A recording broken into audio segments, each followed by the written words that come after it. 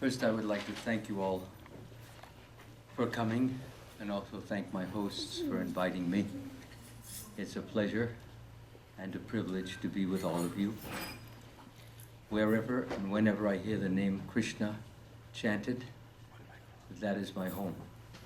So I'm home right now with all of you. Krishna is within us, and Krishna is outside of us. Krishna is everywhere.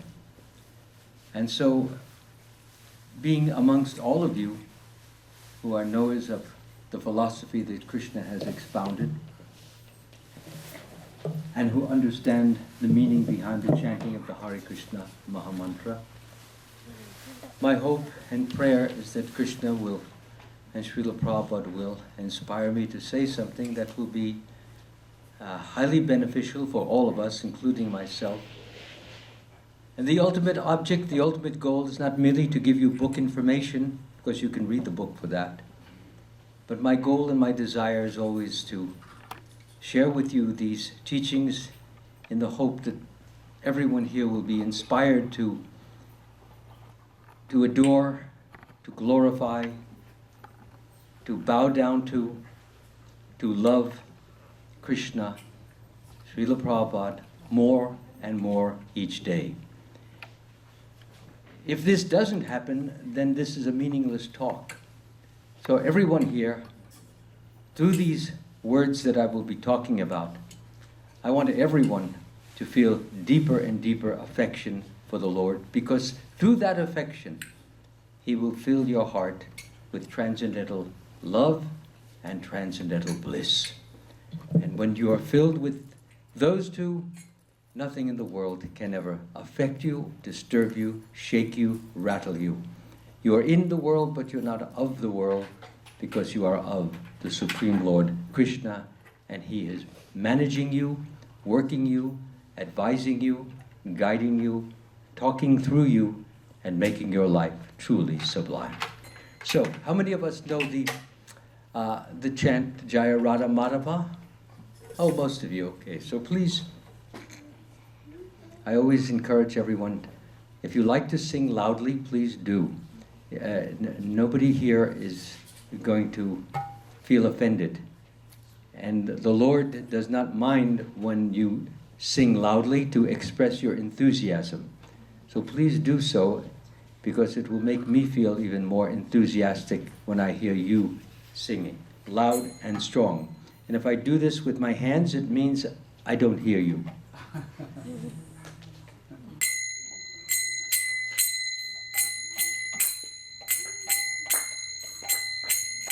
Jaya Radha Madhava Kunja Bihari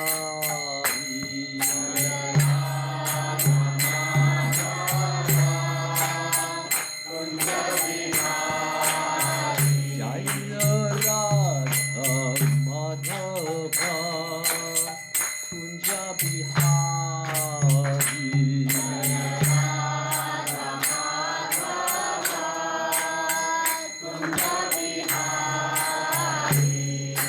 Gopi Jana Vallabha Girivardhari Gopi Jana Vallabha Girivardhari Jaya Gopi Jana Vallabha Girivardhari Jaya Gopi Jana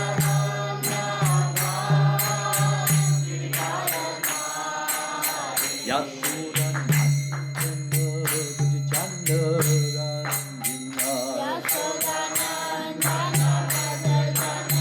Ranjana Yasura Nandana Yasura Nandana Jana Ranjana Yasura Nandana Yamuna Tira Vanachari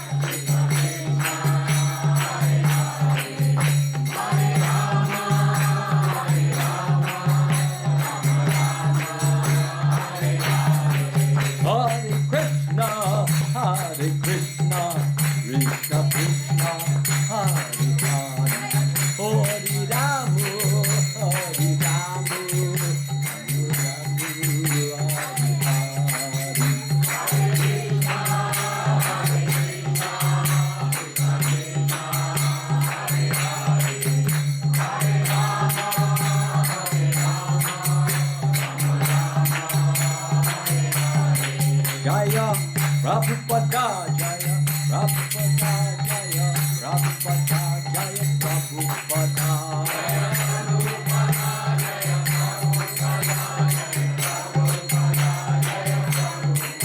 Jaya Prabhupada Jaya Prabhupada Jaya Prabhupada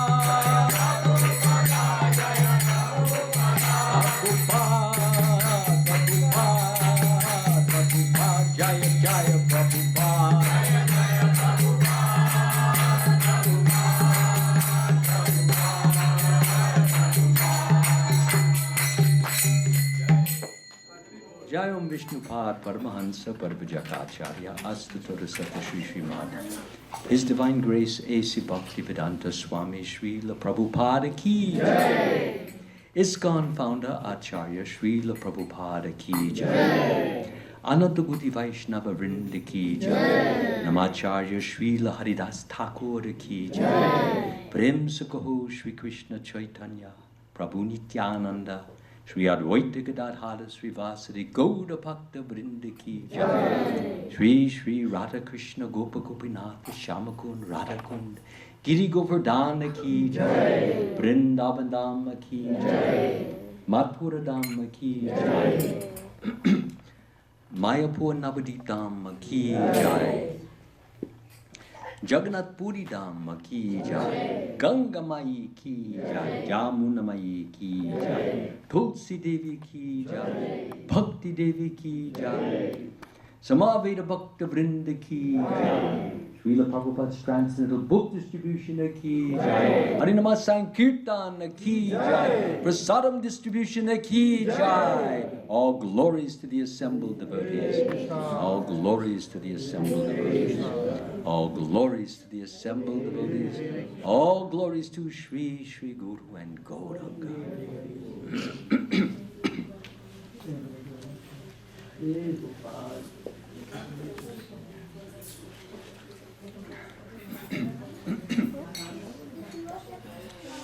Om Namo Bhagavate Vasudevaya. Om Namo Bhagavate Vasudevaya. Om Namo Bhagavate Vasudevaya. Om Namo Bhagavate Vasudevaya. Om Namo Bhagavate Vasudevaya. Om Namo Bhagavate Vasudevaya. So tonight I will be speaking from Bhagavad Gita, the verses 18 chapter, 57th verse, and also I'll cover the 58th, since 57 and 58 are closely related to one another. And also, towards the end of the talk, I'll also tell a little story illustrating the verse. And then I would appreciate if any of you have any questions or comments, please feel free to ask them or volunteer them. Everyone here is your friend. No one need feel ashamed because it sounds like maybe it's not a very intelligent or smart question. Everyone here is welcome to ask questions, smart, unintelligent. We don't really care. Main thing is just your doubts or your misunderstanding or non-understanding is resolved, and that you leave here with an understanding that you perhaps did not have before.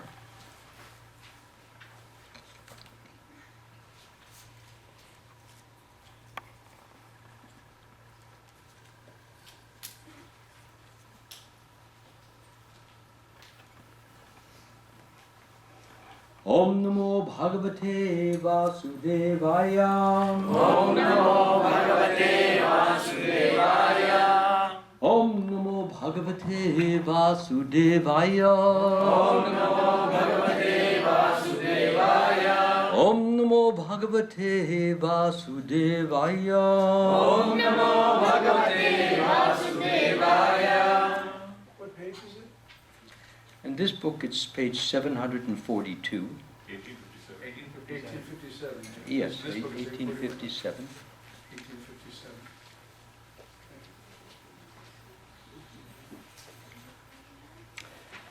1857. So many of you have books. How many of you have books? Because we can do this the way we do it in the temple. Oh, quite a few.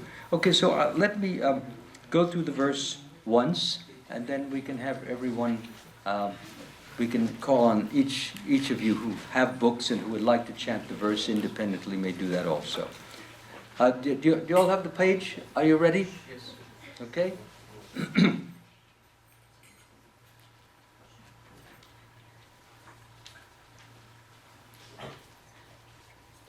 Chetasa sarva karmani. Mai sanyasya matpara. Buddhi yogam upashritya. Machchita satatam bhava. Chetasa sarva karmani. Mai sanyasya matpara. Buddhi yogam upashritya. Machchita satatam bhava. Chetasa sarva karmani. Mai sanyasya matpara. Buddhi yogam upashritya. Machchita satatam bhava. Okay, who is the oldest and the first initiated here? Prabhupada disciples first, please. Yes, please. Babu Shira was initiated before me. Okay, but I'm go. older than him. Then go for it. Okay. Chetasa sarva karmani. Mai sanyasya matparaha. upashritya Buddhiyogam upashritya Machitta satatam bhava Machitta satatam bhava. You need a book? Cetasa sarva karmani Cetasa sarva karmani Mai sanyasya matparaha Mai sanyasya matparaha Buddhi yogam upashritya Buddhiyogam upashritya Chitta satatam bhava Machitta satatam bhava.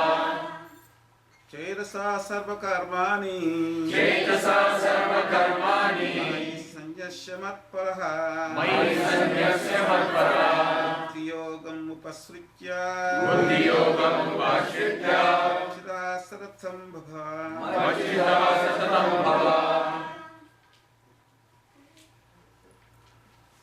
Any other on the men's side would like to do it?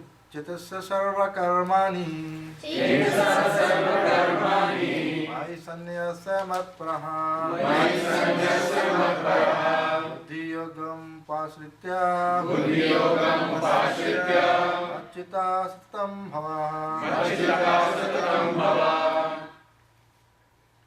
Anyone else here on this side? Please, Cetasa sarva karmani Cetasa sarva karmani Mai sanyasya matpara Mai sanyasya matparaha Buddhiyogam upashritya Buddhiyogam upashritya Machitta satatam bhava Machitta satatam bhava. Cetasa sarva karmani Cetasa sarva karmani Mai sanyasya matparaha Mai sanyasya matparaha Buddhiyogam upashritya Buddhiyogam upashritya Machitta satatam bhava Machitta satatam bhava.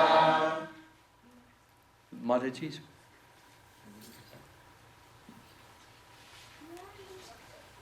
Cetasa sarva karmani Cetasa sarva karmani Mai sanyasya matparaha Mai sanyasya matparaha Buddhi yogam upashritya Buddhiyogam upashritya Machitta satatam bhava Machitta satatam bhava. Any other Mataji's? No? Okay, then we'll go to the next part. The translation and purport by His Divine Grace, Srila Prabhupada ki Jai. Krishna says to Arjuna, "In all activities, just depend upon me and work always under my protection. In such devotional service, be fully conscious of me." Please repeat. In all activities, just depend upon me and work always under my protection. And work always under my protection. In such devotional service, In such devotional service, be fully conscious of me. be fully conscious of me. Purport. When one acts in Krishna consciousness, he does not act as the master of the world. Just as a servant, one should act fully under the direction of the Supreme Lord. A servant has no individual independence. He acts only on the order of the master. A servant acting on behalf of the Supreme Master is unaffected by profit and loss. He simply discharges his duty faithfully in terms of the order of the Lord. Now, one may argue that Arjuna was acting under the personal direction of Krishna. But when Krishna is not present, how should one act? If one acts according to the direction of Krishna in this book, as well as under the guidance of the representative of Krishna, then the result will be the same. The Sanskrit word matpara is very important in this verse. It indicates that one has no goal in life save and except acting in Krishna consciousness just to what? Yes, to satisfy Krishna. And while working in that way, one should think of Krishna only. Quote, I have been appointed to discharge this particular duty by Krishna, unquote. While acting in such a way, one naturally has to think of Krishna. This is perfect Krishna consciousness. One should, however, note that after doing something whimsically, he should not offer the result to the Supreme Lord. That sort of duty is not in the devotional service of Krishna consciousness. Before I finish the purport, when Srila Prabhupada says over here, one should, however, note that after doing something whimsically, he should not offer the result to the Supreme Lord. So it means that we should offer those things that are acceptable to the Supreme Lord. Let us say you want to make a donation to your temple, but you're out of money, or you have very little money left. So you decide, well, why not rob the bank on down the block? After all, they have a lot of money. I can take the money and I can donate it to the temple. The temple will be benefited. So that's whimsical activity. Krishna doesn't want us to steal. He doesn't want us to harm anybody. He wants us to perform devotional activities which are pleasing to him. Whatever you offer in love and devotion, a leaf, a flower, fruit, or water, Krishna says, I will accept it. So you don't have to offer $10,000 stolen from the bank. You can offer a little leaf, or a flower, or a piece of fruit, as long as it is offered with love and devotion. As long as it is offered with your heart, Krishna will accept it and bless you accordingly. This is a very important point. That sort of duty is not in the devotional service of Krishna consciousness. One should act according to the order of Krishna. This is a very important point. That order of Krishna comes through disciplic succession from the bona fide spiritual master.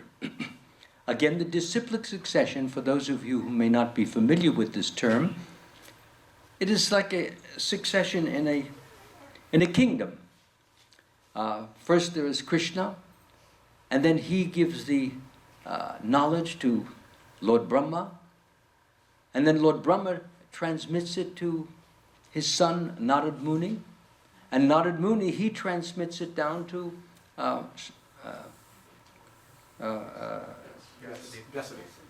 who? Vyasadeva, yes, thank you. And Vyasadeva transmits it to his son, Shukdeva Goswami. So it goes on in a chain of disciplic succession until it comes to Srila Prabhupada, and Srila Prabhupada gives it to his disciples, and his disciples gives it to his disciples. And so it comes in disciplic succession, and the meaning which was originally broadcasted, which is originally given to Lord Brahma, is transmitted. Not only the words, but the meaning behind those words. And the purpose is that that meaning should continue to be transmitted in disciplic succession, as Krishna himself says in the Bhagavad Gita, I believe in the 4th chapter. This ancient science of yoga, I transmitted it to Vivasvan, the sun god. And Vivasvan transmitted it to Manu, the father of mankind. And Manu transmitted it to Ikshvaku, who is his son. This supreme science was thus received in disciplic succession, and the saintly kings understood it in that way. But in course of time, the succession was broken. And when the succession was broken, the meaning became lost. That very ancient science of the relationship between the Supreme and his devotee is thus told by me to you because you are my friend and my devotee, and therefore you can understand the transcendental mystery of this science. So this is why Arjuna was given this knowledge. He was the friend of Krishna, and he was the devotee of Krishna. And he could understand it, and he wanted this knowledge to be transmitted not only to Arjuna, but Vyasadeva was listening with his inner ear. By inner ear, I mean through his higher perception, and taking it all down in his mind, and would write it down when he would write the Mahabharata. It would come right in the middle of the Mahabharata. And in the middle of Mahabharata, as many of you already know, is a very exciting, intriguing, suspenseful story. And when everyone was filled with suspense and wonder and excitement, then Vyasadeva, he brings the story, the Bhagavad Gita, in right in the middle, so that you have to listen to the Bhagavad Gita, the meaning behind Mahabharata. Not only Mahabharata, the meaning behind life itself. And then he went on with the story after the Mahabharata was finished. So this is a very, very fascinating way to tell a story. You get everybody on, as they say, tenterhooks. Everyone is on the edge of their seat, wondering what is going to happen. And then you bring in the philosophy, and everyone will wait, listen to the philosophy, because by then they are very focused, very centered, very concentrated. Sometimes if you start on the philosophy to begin with, people start yawning. Especially if they've just had a meal about a half hour before. But if you can get them excited, get them interested, get them enthused, they will then want to listen to this wonderful, glorious philosophy, which can be applied when one has the proper guidance, when it is told by a person who is a bona fide spiritual master, or one who is on the path leading to becoming a bona fide spiritual master. So this principle of disciplic succession, as some of you know, some of you are already initiated. The purpose of initiation is to take certain vows, the chief of which is to convey this knowledge to others who do not have it, and to convey it in the same spirit and in the same understanding, and not to change it, as it is mentioned in the verse, that persons along the line sometimes, by the line I mean over the period of years, they may change the meaning to fit their own personal agenda, their own personal ideals. And in order to accomplish this, they change the meaning so that everyone will believe in what they are trying to promote, rather than what originally Krishna promoted, Krishna was giving. So that's what Srila Prabhupada, of course, came to give us this understanding, and that's why he named this book, not merely Bhagavad Gita, which means the Song of God, but the Song of God as it is, as it was originally explained, understood, and transmitted. And that is why all of us are here together by the mercy of originally Lord Sri Krishna, but by the further mercy of the disciplic succession or the spiritual masters who conveyed and transmitted this information. And my hope is that whatever I bring to you tonight, you will absorb it as I am giving it and as I have received it from my own spiritual master, and you will transmit it also to others in the same way. So this is most important, that we convey this, and I will be getting into a little bit into the actual philosophy in a few moments. Let me just finish this wonderful purport that Srila Prabhupada has given us. That order of Krishna comes through disciplic succession from the bona fide spiritual master. Therefore, the spiritual master's order should be taken as the prime duty of life, because it is coming from Krishna. And Krishna knows everything, and the spiritual master is guided by Krishna. And by following his orders, you are following, in effect, the Supreme Lord's orders. Of course, if a spiritual master deviates from the orders that the Supreme Lord has ordered and mentioned and stated in this book, then that becomes questionable and should be questioned, because our business is to convey what we have heard and not introduce something new which may not at all be in accordance or in concert with what Krishna means. Therefore, the spiritual master's order should be taken as the prime duty of life. If one gets a bona fide spiritual master and acts according to his direction, then one's perfection of life in Krishna consciousness is guaranteed. So, Rupa Goswami defines a bona fide spiritual master in the following way: a sober person who can control the urge to speak, the mind's demands, the actions of anger, and the urges of the tongue and belly and genitals, is qualified to make disciples all over the world. One who understands the conclusion or the siddhanta of the scriptures, and who transmits or broadcasts them to others and convinces others, who in turn then convince still more others, is considered a bona fide spiritual master.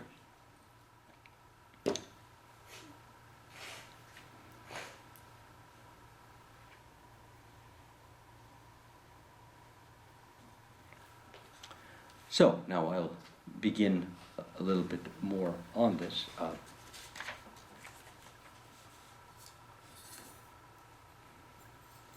Om Agyana Timirandasya Gananjana Chalakaya Chakshur Unmalitam Yena Tasmai Shri Guruve Namaha.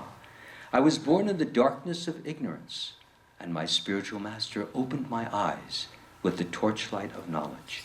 I offer my humble obeisances unto his lotus feet and beg for his mercy, his blessings, that all of us may be bathed in his mercy of pure love of God.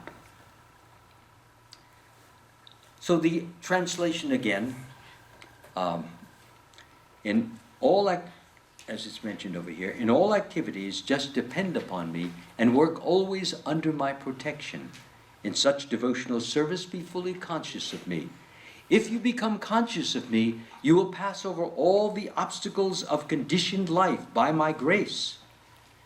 If, however, you do not work in such consciousness, but act through false ego, you will be lost. So what is this principle of false ego? We should understand it very quickly. Ego means consciousness. And when we are conscious of ourselves as souls, that is real ego, true ego. And false ego is the consciousness of, when the soul is conscious of the body and the mind and the intelligence, and mistakes them for the self. In other words, instead of the soul understanding and knowing that it is part and parcel of the Supreme Lord, that it is eternal, ever existing and primeval, it is forever, instead of knowing that, it thinks, I am this body. I am the mind. I am the intelligence. So it thinks that it is something limited, because the body is here for a while and it could die tomorrow, it can die in a year, it can die in 50 years, but at some point it has to go. So in other words, he has a mistaken conception that he actually dies. And as a result of thinking that he dies, this becomes very fearful, because the soul, by its intrinsic nature, is eternal. And Krishna mentions that. For the soul there is neither birth nor death at any time. It has not come into being. It does not come into being. It will not come into being. It is unborn, eternal, ever-existent, and primeval. It is not slain when the body is slain. The soul cannot be killed by any weapons. It cannot be burned by fire. It cannot be moistened by water. It cannot be dried or withered by the wind. It's invincible. It's invisible. It's 1/10,000th of the tip of a hair. Tiny. And it exists where? Where does the soul exist? In your heart. In the heart, yes. So it exists in the heart. It is also immutable. You can't change the soul. You can't twist it and turn it. You know, like you can take your finger and turn it back like that. It's immutable. And it's insoluble. It can't dissolve in anything. It's forever. You are forever. Now the soul has this intuitive knowledge that it is eternal and it should continue eternally, but when the soul is identifying itself with the physical material body, then something is wrong. Because it's thinking, it thinks that this body can die, and yet the soul is eternal. So there's a conflict there. On the one hand, it senses and knows and feels that it's eternal. But on the other hand, being identified itself with the body, it feels and knows that it can be destroyed. Consequently, because the soul wants to be forever, because it really is forever, what happens is that anytime the body is threatened, anytime the body is shaken, anytime the body is disturbed, anytime the body may be prevailed upon, the person becomes frightened. That's the basis of fear. We become frightened because we are afraid that this body, which we think we are, which we imagine we are, which we believe we are, but which we are not, can be destroyed. So the soul is eternal. It knows it's eternal, and yet here it is identified with the body. It wants to stay eternal, but it can't stay eternal because the body dies. So it will do everything and anything. For example, you get sick, you go to the doctor. Why? To maintain your body. Or you get very agitated in your mind. You can't go to sleep, so you take some tranquilizers.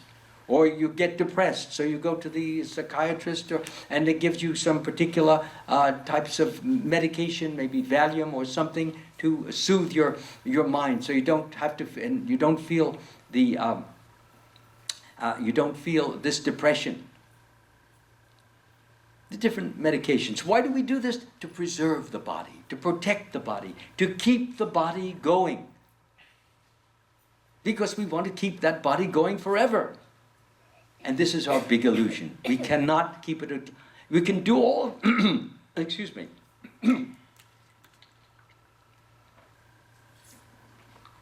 We can do all these things that I just mentioned. And we may help the body, we may maintain the body, but at some point, either through age or through injury or through disease, it's going to disappear. We're going to lose it. And that's very frightening. Because when we are identifying ourselves with the physical body, it's like we are dying, and everything that we have lived for, we have worked for, we have centered our life for, we have literally died for, is now about to be taken away from us. When all meaning, when all value, when all importance is removed from us, what is left but a big, big zero? Who wants to be zero? Who wants to be nobody? Who wants to be a loser? Well, that's what death is all about. You're losing everything that you worked for. But Krishna tells us you don't have to be a loser. You can be the poorest person in the world and be the biggest winner in the world, provided you have an understanding that, number one, you are not your body, that you are the soul, and number two, that you practice techniques, yoga techniques, bhakti yoga techniques, chanting of Hare Krishna, hearing the Srimad Bhagavatam, remembering Krishna, serving his lotus feet, having deity worship, and so forth. By doing all of this, a process of purification takes place. And the illusion that you have, that you are this material, this physical body, what happens is that gradually, it's kind of like if you have a block of rough, coarse wood, and you run your hand across it, you get a splinter. So you take this sandpaper and you sand it, and slowly but surely it becomes very smooth. Or another example will be, let us say you have a window, and the window is caked with thick dust. And when you look out, all you see is some very, very dim light. You can hardly see out. And so then you begin to dust the window. You take a little dust this thick. So, anybody have windows with dust that thick? You know how dark the room gets. So, you take off the dust. You take off more dust. Take off more dust. Slowly but surely, the light begins to get brighter and brighter and brighter and brighter, till finally you can actually see the reality, that everything isn't dark at all. It's actually bright. And there are trees there, flowers over here, a beautiful bright sun, beautiful blue sky, nice looking flowers. You see everything which you didn't see before. And that's what yoga practice does. It shaves off, it dissolves, it destroys this covering over the soul, which we call ignorance. And ignorance gives birth to what? Ignorance gives birth to many, many illusions. Ignorance, as I said, is the idea that I am this body. Not I am the soul, but I am this body. And moreover, with this body, what is my goal? What is my motive? What is my direction in this material world? Well, we learn from the time we're just little tots that the goal in life for a materialist is to be a master, to be a lord, to be a controller. And we spend our lives trying to control this, to control that. You grow up, you're little children. When you're little children, you want to control your parents.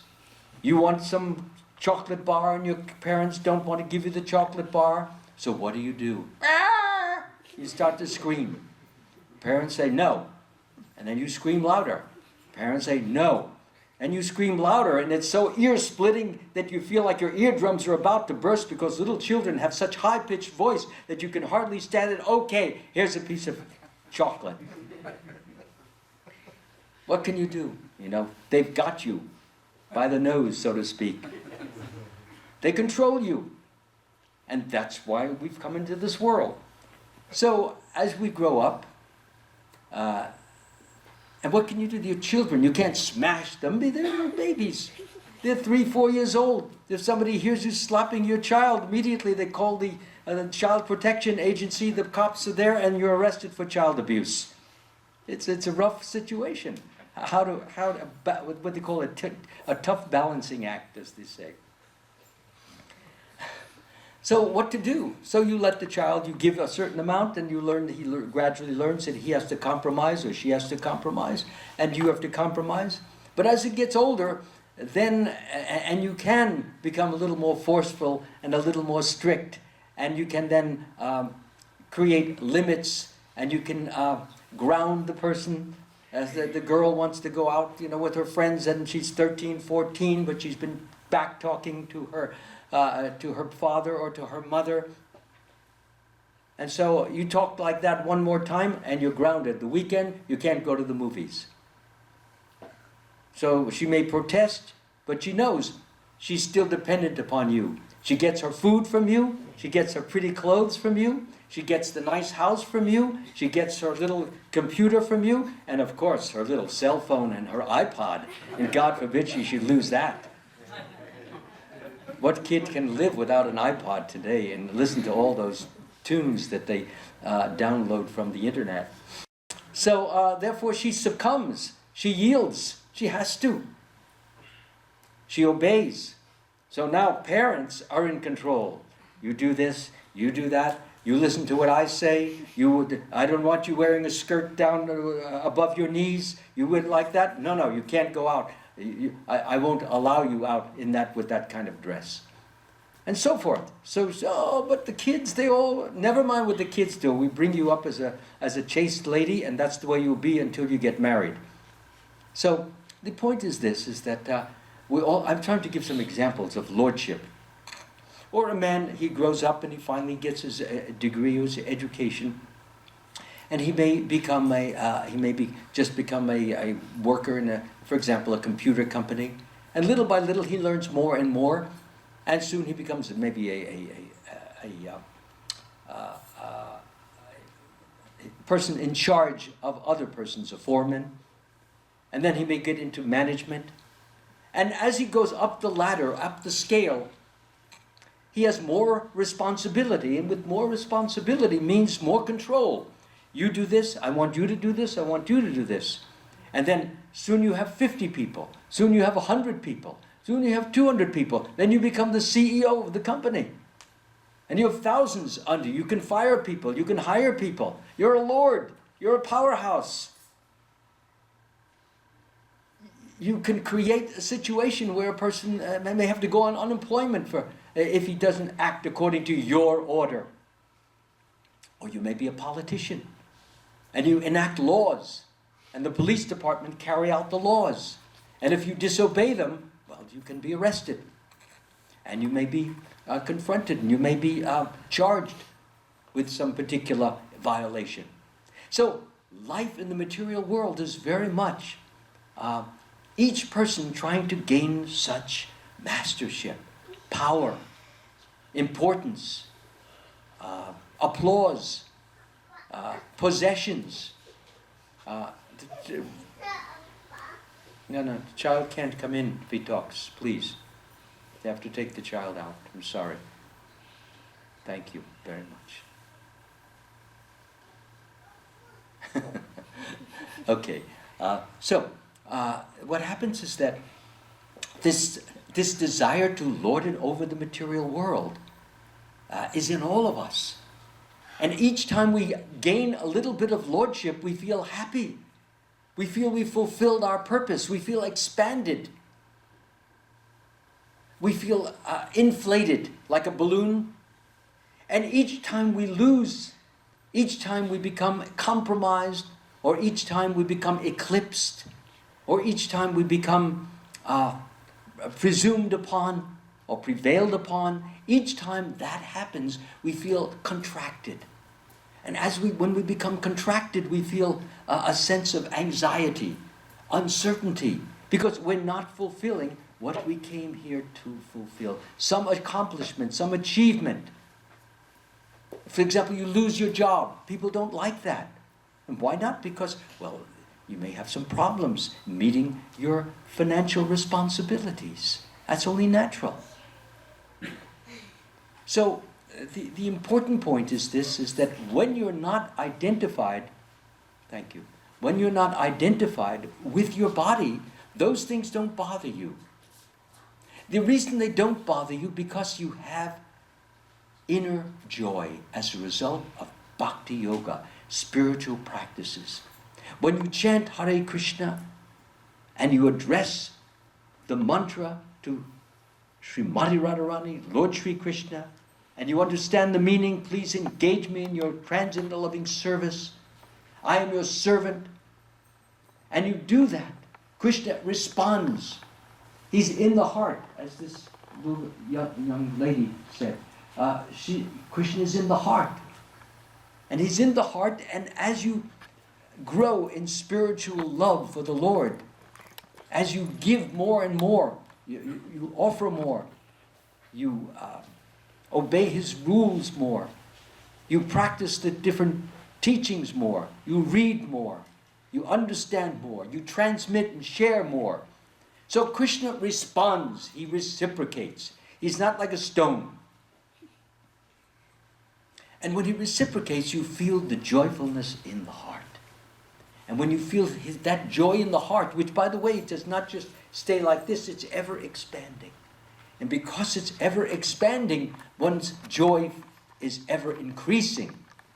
When your joy is ever increasing, then even when there are difficulties, trials, tribulations, problems, it doesn't matter because you have this inner joy to comfort you, to console you, to keep you above the waves of material nature, which are whacking you, beating you, knocking you.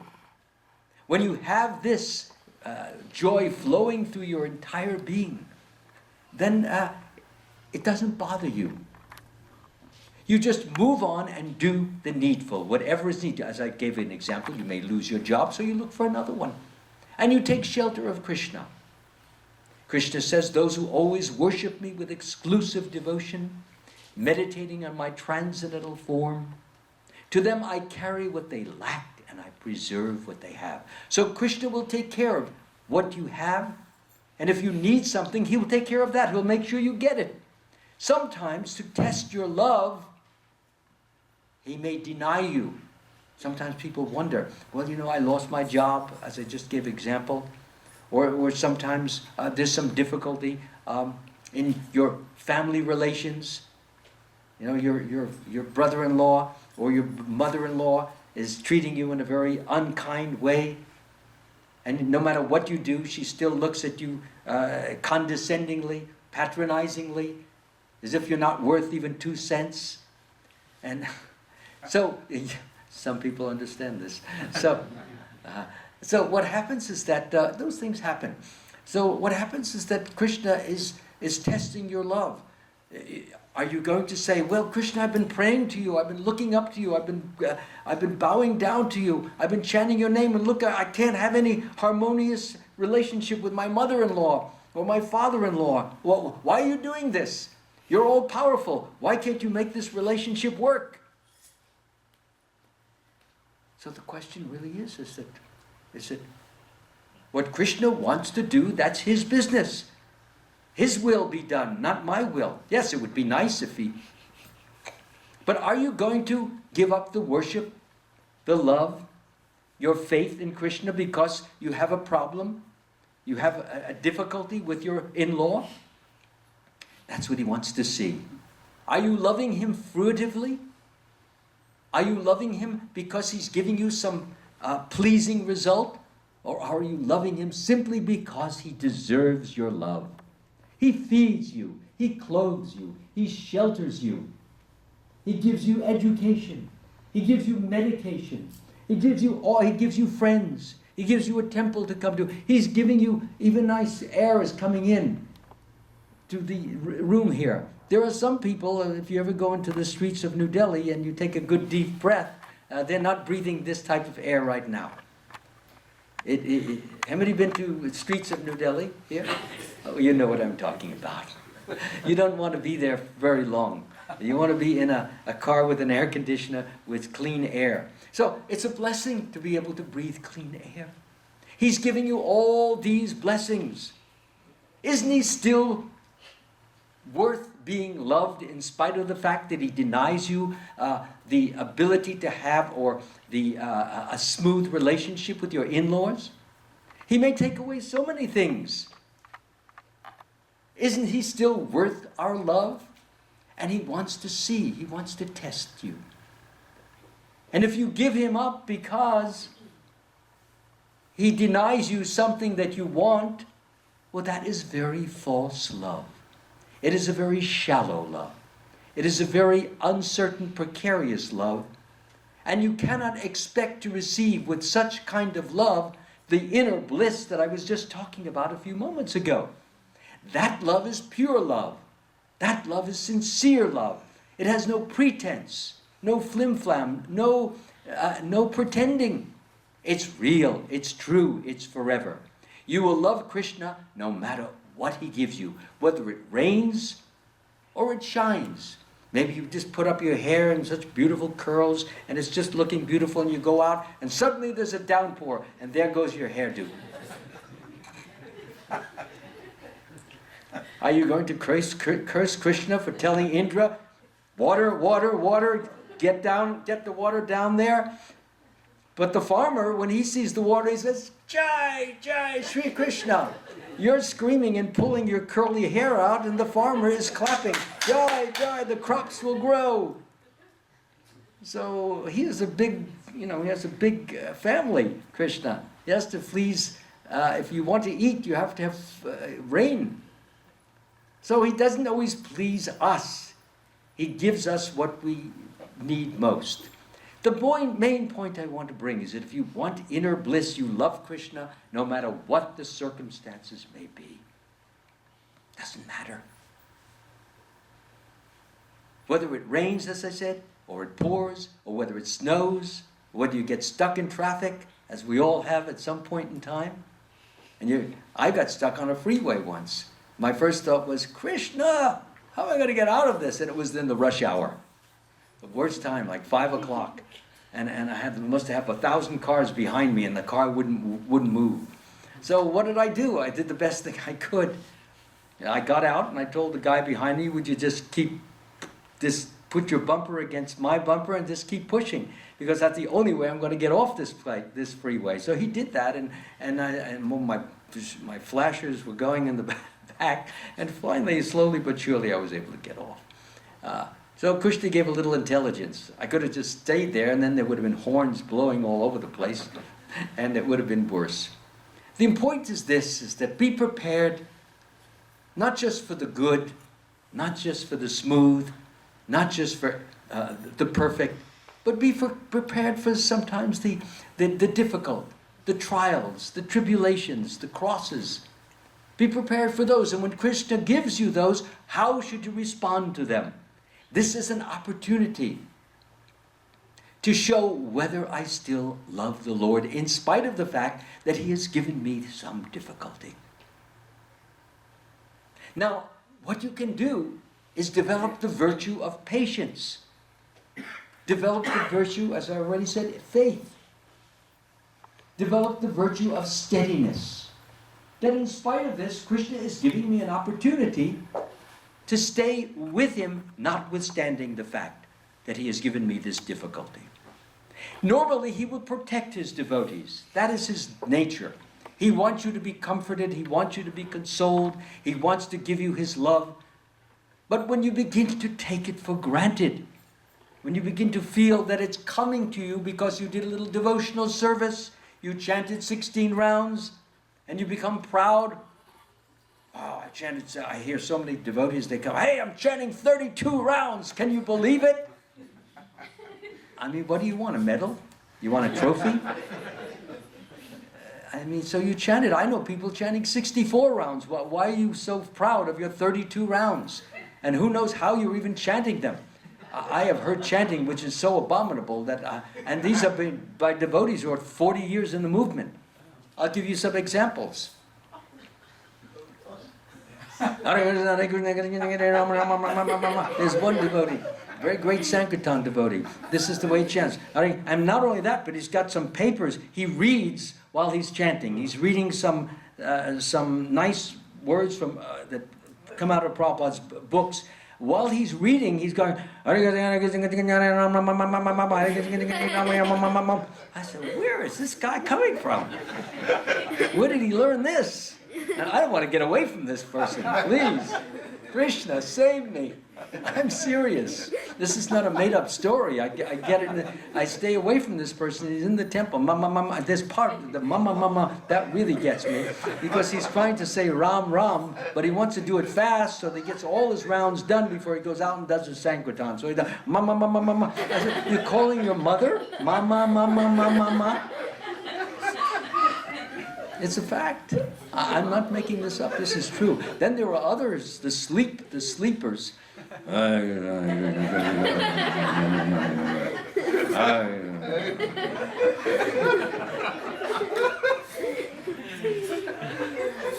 You've seen them. That's why you're laughing. We've done them. I've been a sleeper chanter.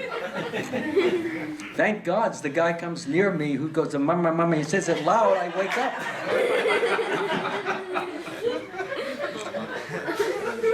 So anyway, the important point is that Krishna is trying to test us, and he tries to help us to develop the faith. And a person like myself, or Ardea, or his wife, and so many other devotees here, initiated devotees, they come and they say the same thing that I'm saying, is that we have to develop this faith.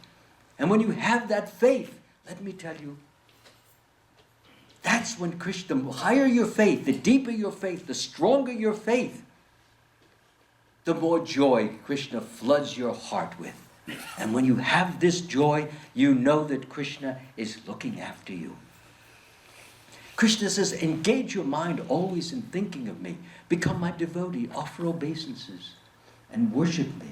Thus completely absorbed in me, surely you will come to me.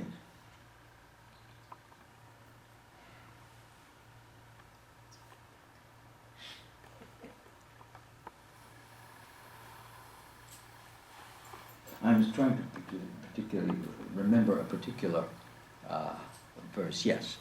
A liberated person is not attracted to material sense enjoyment, but is always in trance, enjoying the pleasure within. In this way, the self-realized person enjoys unlimited happiness, for he concentrates on the Supreme Lord. Unlimited happiness, Krishna is promising you. And the way that happens, of course, is he says, you concentrate on Krishna with love in your heart, with appreciation in your heart, with devotion in your heart. And when you do that, then Krishna sees you and he will recognize you.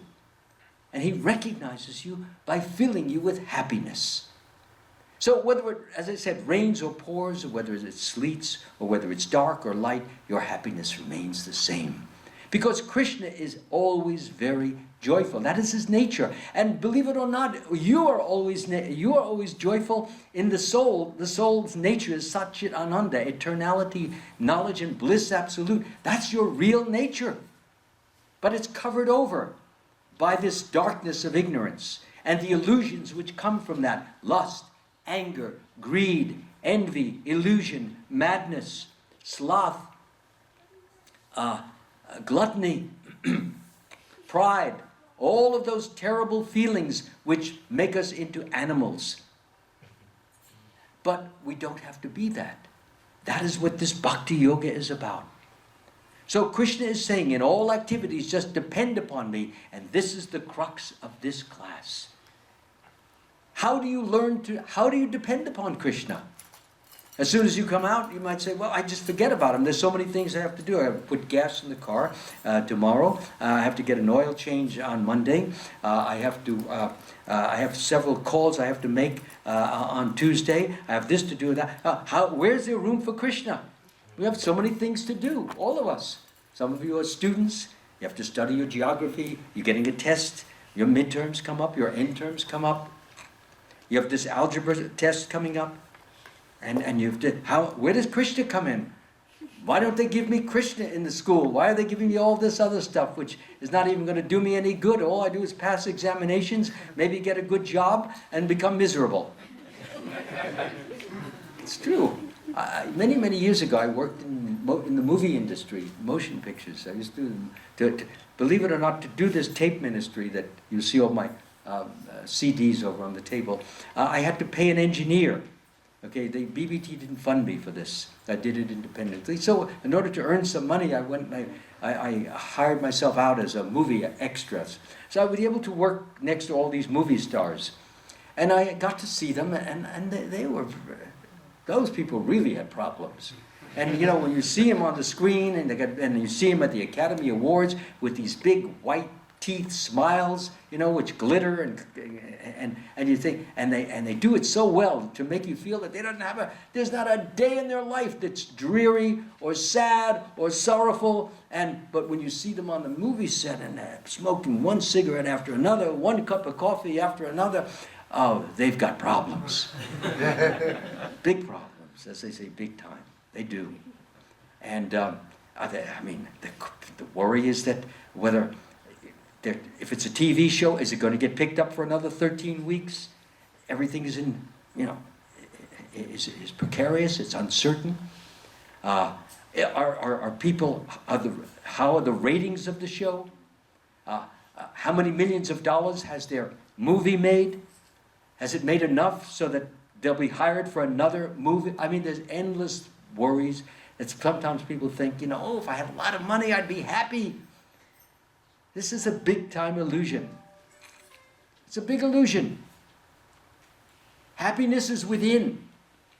One whose happiness is within who is active and rejoicing within, and whose aim is inward, is the perfect mystic. He's liberated in the Supreme Lord, and ultimately he attains the Supreme Lord. Again, I repeat, one whose happiness is within, who is active and rejoices within, and whose aim is inward, is the perfect mystic. He is liberated in the Supreme Lord, and ultimately he attains the Supreme Lord. So we need to keep in mind that depend upon Krishna. Now, I already posed that question. How do you remember Krishna? Well, there are different ways. For example, I'm talking to you, but I'm not just talking. You see this? It's a picture of Krishna. I don't just depend upon my memory.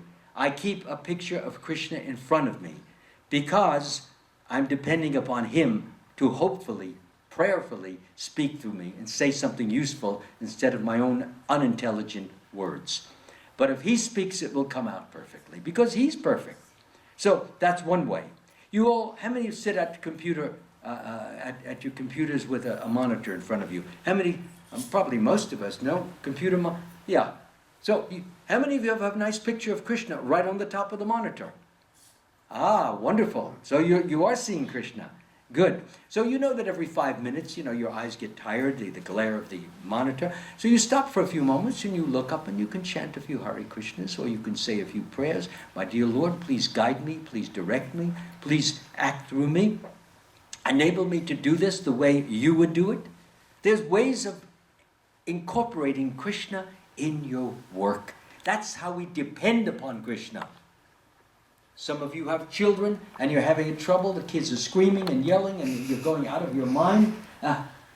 Go to Krishna. Krishna, I can't deal with this. I can't help this. Help me, please, to deal with this situation. Give me intelligence. Give me guidance. Give these children some tranquility.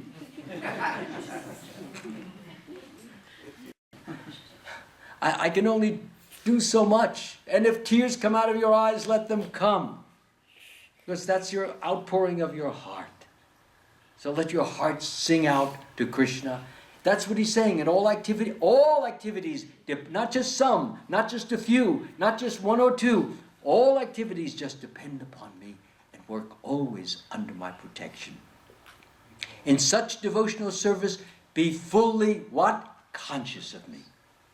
If you become conscious of me, you will pass over all the obstacles of conditioned life.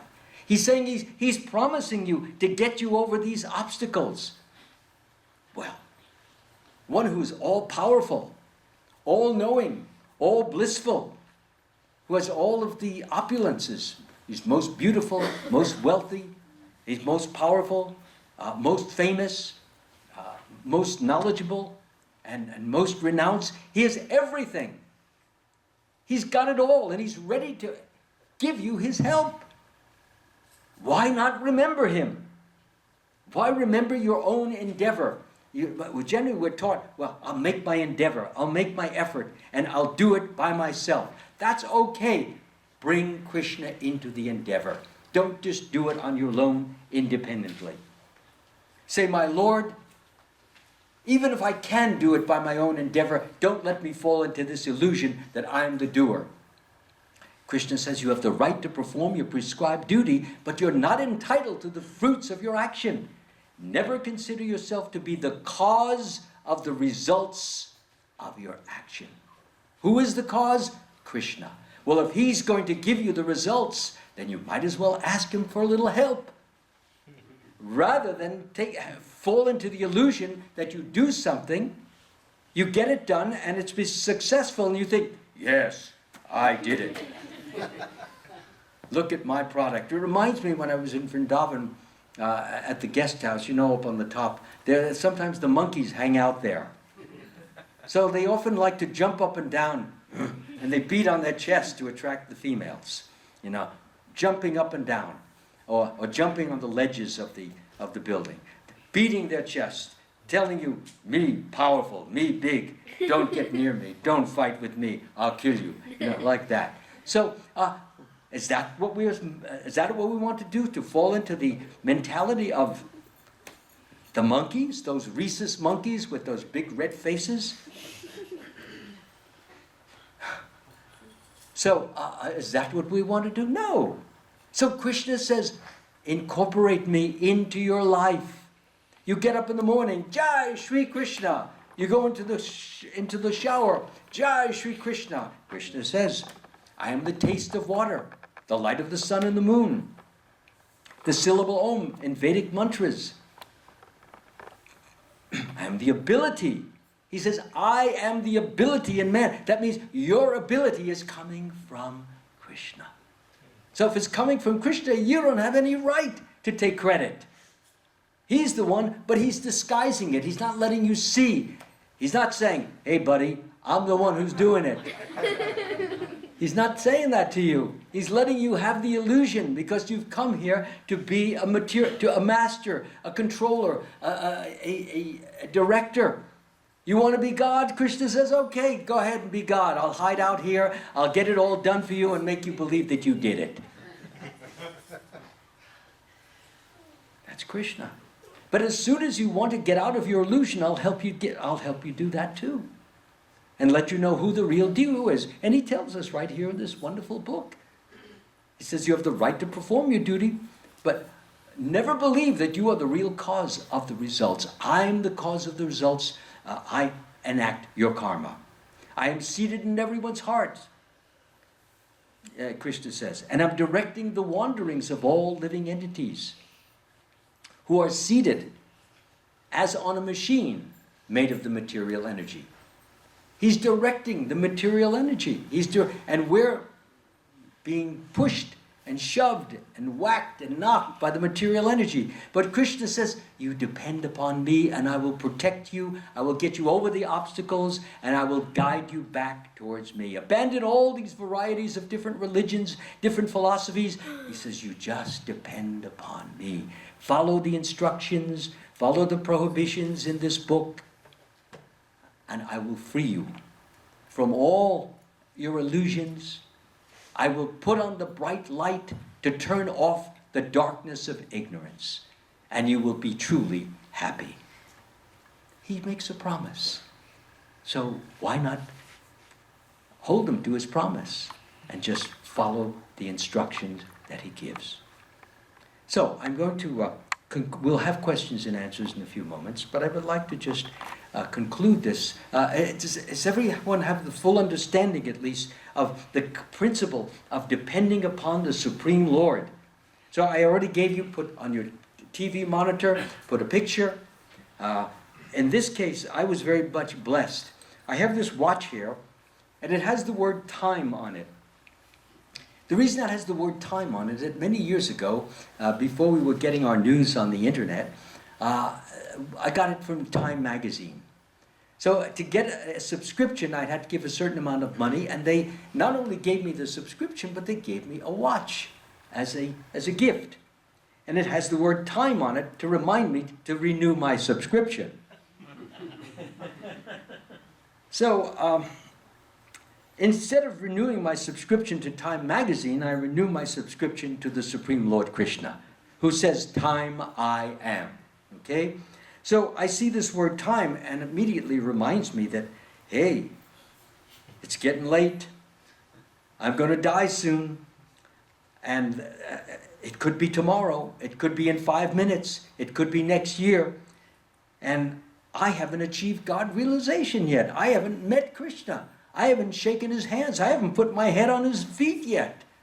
I'm not ready to die.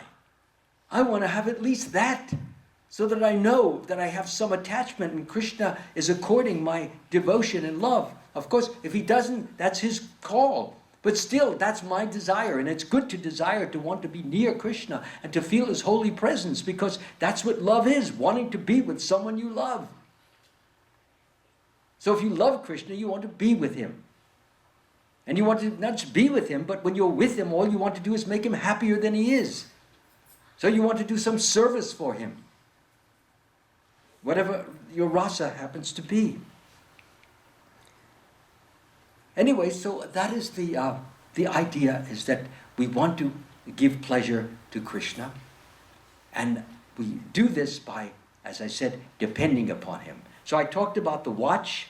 That's one way. You look at the watch and remember the time is running out. Right now, this moment, maybe 50 people have died. Right this moment. All over you go through the whole world. Or maybe in another planet. Wherever. But they die. We're online, by the way. Don't think you're not online. It's like when the barbaric practice in this country of when they cow slaughter. They line all the cows up in front of the slaughterhouse. And there's some grass on the ground there. And there's one behind the other. So the cow is, meanwhile, they're brought in, and then the first thing they do is they hoist, I don't even want to talk about it, it's too gruesome. Main thing is that they're killed. But the cows who are outside, and they're hearing the moans and the screams of the cows that are being slaughtered, they're falsely secure. They're just eating the grass and thinking, oh, I'm in good shape. I'm in a good condition. That's not going to happen to me. That's what every human being is thinking. In fact, King Yudhishthira was asked, what is the most amazing thing amongst human beings? He said the most amazing thing is that although people are dying all the time, each person's thinking, he won't die, that he's going to go on. And that's because the soul is eternal, and the soul feels its eternality, but it has transferred its eternality onto the body, which will die. So, time is getting short. Try to keep remembering that. Another thing I did is that, and I've been doing this ever since I entered spiritual life, I used to take a pen and I would write, well, first I was an impersonalist many, many years ago. So I would write the Om symbol. Om. And I would think of myself merging into that big, white, eternal light. So then I get purified and became a devotee and joined the Hare Krishna movement. And then instead of writing the Om, I was writing this K, stood for Krishna, on my wrist. So whenever I would look at my watch, I would see this K. Krishna, he's my father, he's my mother, he's my lover, he's my all. Krishna, thank you for reminding me to do this. Of course I would forget him the next minute, like we all do. But again, I'm very time management oriented, so again I would see time, K, Krishna. You can do that. I then went to the next step and I said, well, what am I writing this for? Why don't I just get it tattooed on? What the farmers who have animals, they brand their animals. They put a brand, like a mark on them. It's also barbaric because they burn the brand into the animal and it gives it pain. But what it means is that that animal who has that little mark is bound to that farmer who owns that animal. And if the animal wanders into another herd, like a cow, the farmer can look at the different brands and he can say, no, that's my cow because that's my brand. That's what we use. And the other farmer will say, oh, okay, sure, that's your brand. So I'm branded by Krishna. I belong to Krishna. I'm bound to Krishna. I have no other father, mother, sister, cousin, you name it. Krishna is it. I have no other except Krishna. So that helps me to remember that I'm bound to him. He's my all. So I remember I mentioned this when I was at Phoenix Temple, and there was a number of teenagers like your age, and they were all listening, and they go, oh. So the next day I was to give a class at the temple, and 15 little young girls, 13, 14, 15, they all pushed their wrist right in front of my face, and they said, there was a big K printed on their wrist. You see, we remember Krishna now. I was so thrilled to see that. I don't know if they did it the next day, but it was so nice to see that because they took the instruction to heart. That's just one way of doing it. You can write it on your books, you can put it any which way you can, but we need to remember Krishna. We forget him because we want to be Lord. But as soon as you see the K Krishna, you say, I'm not Lord, Krishna is God. So I'm his servant. So whatever I do, Krishna says, whatever you do, whatever you eat, whatever you offer or give away, do it for me. Well, how am I going to remember to do it for Krishna unless I remember that I am his servant? If I know I'm his servant, I will do it for Krishna. And I will say, here, Krishna, this food I offer to you. This book I offer to you. These words I offer to you. This sweater, I'm giving it as a gift. I give it beyond the person I'm giving it to, I give it as a gift to you, Krishna. So in that way, Krishna says, in this way, you will be able to, through this process of renunciation, you will be liberated and you will come to me, Krishna says. So now I will conclude with this, and then we will have questions and answers, with this very interesting story called The Mercy of God. Once there was a king, and he had a minister. His minister's name was, I was told, was Birbal. Some of you may know the Birbal stories. You may have heard them when you were children. Some of you who are from India. So he had a minister named Birbal. And Birbal had a habit of always saying, whenever he saw anything good or bad happening, he would say, such is the mercy of God. So the king was getting a little irritated by hearing all this, such is the mercy of God. What about me? I do things. It's not all, doesn't anything happen by my mercy? Is it all happening by the mercy of God? You're actually ignoring your king and just remembering your God?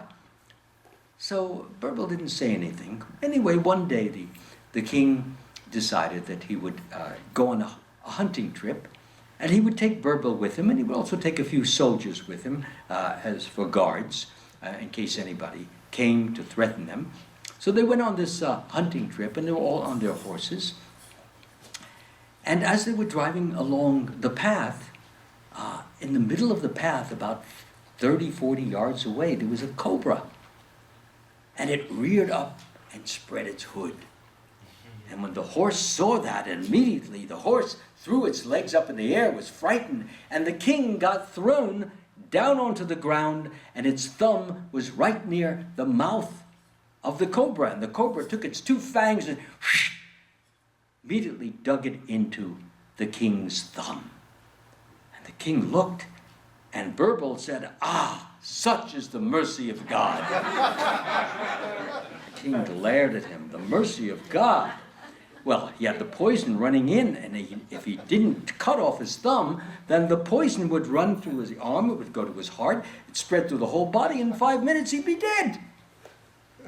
So he immediately took his knife out, put his thumb on a stone, took the knife, and he cut the thumb off so that the poison which was in the thumb would not circulate through. And as soon as he cut off the thumb, Birbal said, such is the mercy of God. Again, the king glowered at him. Anyway, he was very angry. So he took it, ripped a part of his dhoti off, and he wrapped it around the stump of the thumb so that the bleeding would be stopped. And the king looked at Birbal. He said, how can you call this mercy? I almost lost my life. How can you call this mercy? For this, I am sending you to the palace, and you will live in the dungeon and on bread and water. So he said to the two guards, take him to the palace and throw him into the dungeon. And as soon as he said that, Birbal said, such is the mercy of God. So the king thought, this guy is crazy. He's really lost it. So the king was alone now. So he drove on his horse, and he figured he'd do a little hunting an hour or two, and then he would go back to the kingdom. As he went about a half a mile away, suddenly he saw he was surrounded by all these thugs. In English, we have a word, thugs means criminals. A thug in India is part of a barbaric sect that offers to goddess Kali human sacrifices. So they surrounded the king. There were at least 100 thugs around him, and there was no way he could fight them. So he told him to get off his horse. He got off his horse. They bound his hands behind his back. They brought him to the leader, and the leader gave him a quick look, and he says, he'll do. Wash him up, and we'll offer him to goddess Kali. The king is wondered, I'm going to lose my life now. Anyway, they brought him into the river. They took his clothes off, and they washed him up good, and then they put fresh white linen over him, and then they delivered him to the priest. So then the priest would have to make the final evaluation as to whether he would be a good offering to the goddess. So he looked at his head, he looked at his eyes, he looked at his ears, opened his mouth, his teeth, open, neck looked good, arms looked good, and he got down to the thumb. There was no thumb.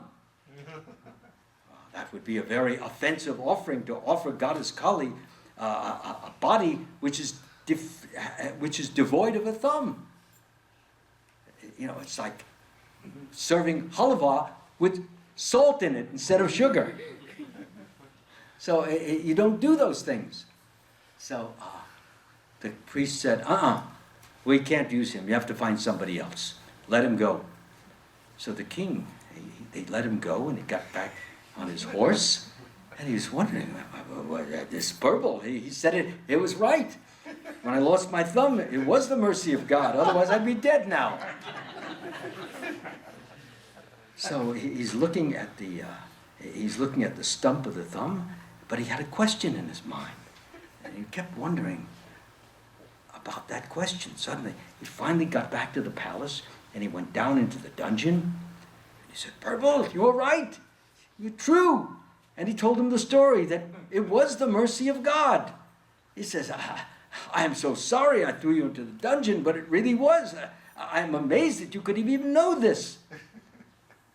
So he said, "Such is the mercy of God." So he said, "But there's one thing that I don't understand, Burble." He said, "What is that?" He said, "When I sent you to the dungeon, and I sent you to eat bread and water for the rest of your life, you said, 'Such is the mercy of God.' Now, how could that be the mercy of God?" He said, "Well, if you hadn't sent me to the dungeon, I would have been with you. And if I would have been with you, I have 10 good fingers. You know what would have happened? Such is the mercy of God." Krishna.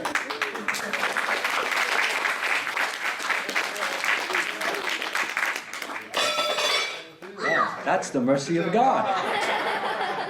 It's called confirmation by sound. Yes, so do you have any questions? Or you have? Oh, I see a few hands are going up. Uh-oh, I'm scared. Wait a minute, Krishna. Yeah, what You is, talk. what does Hare Krishna mean? Oh, okay. Hare means, it is a, well, Krishna is a name of God, and Hare is a name of, Hare, when we say Hare, that is the name of Radha, his eternal consort. Okay? So when we say her name, and we say his name, that evokes an auspicious or favorable blessing from them. So when you're saying Hare Krishna, you're in effect saying, "Please, I need your blessings, give me your blessings." And in effect, as soon as you say it, Krishna has invested himself in his very name, so that you get the association of Krishna through his name. But as I said, it means Radha, which is Hare, and it also Krishna. It means, the name Krishna itself means he who is all attractive. He's most beautiful, he's most wealthy, he's most powerful. These are attractive features. Whenever we see somebody very wealthy or very beautiful, we are naturally attracted. So Krishna is all. Is that him right there? I can't see from here. The Is it? Yeah. Krishna. middle one on the left side?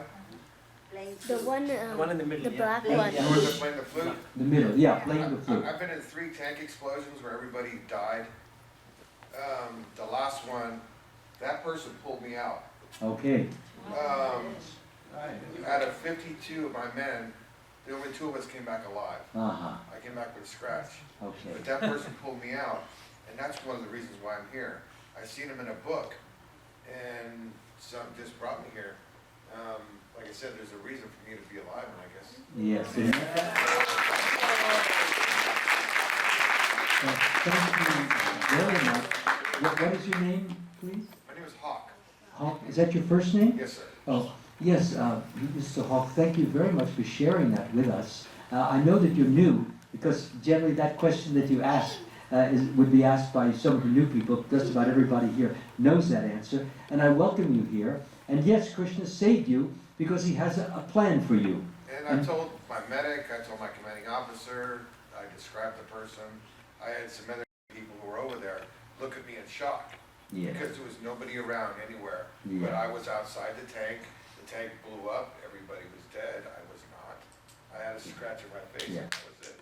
So you see that God is all powerful. He can rescue you, He can kill you. He can do whatever He wants. But you have been saved and utilize your every moment of your life to, in some way, get close, get near, and understand Him. This book, Bhagavad Gita, will tell you everything about Him. So please get yourself a copy if you don't already have one.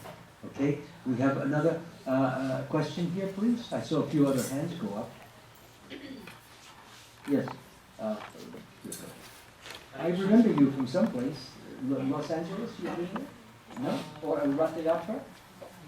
No. No? Okay, go ahead. Hare Krishna, thank Hare you very much Krishna. for your time. It was My pleasure. My question is, you've been a disciple of Srila Prabhupada since 35 years, 36, yeah. 36 years, and you have seen the generations of devotees who have come after you. Yes. So probably I would like to have some notable observations from your side of the devotees of your time versus the devotees probably in the new millennium. So what are the good things, what are the bad things which you have observed, and because there is a lot of attachment to the material nature, what was there before in the past when you were there, Yes. than to the now.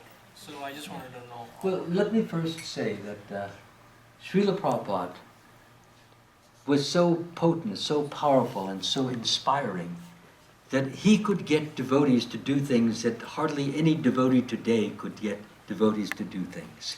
I mean, he was just... We used to chant on the street 10, 11, 12 at night. Do you remember those kirtans that would go on all day? And we loved it. We would go on distributing books all day. We would have marathons.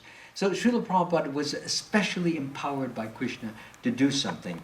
We have devotees who have some power, but Srila Prabhupada, power is not just power. There are different degrees of it.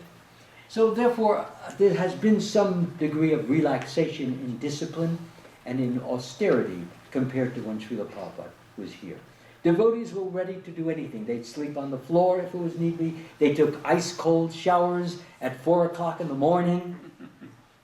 To many, that is unheard of. Some still do that, but in the vast majority will not. I'm only giving you an example of how things tend to become relaxed, and as a result of that, the philosophy, I mentioned at the very beginning, the philosophy starts to get distorted.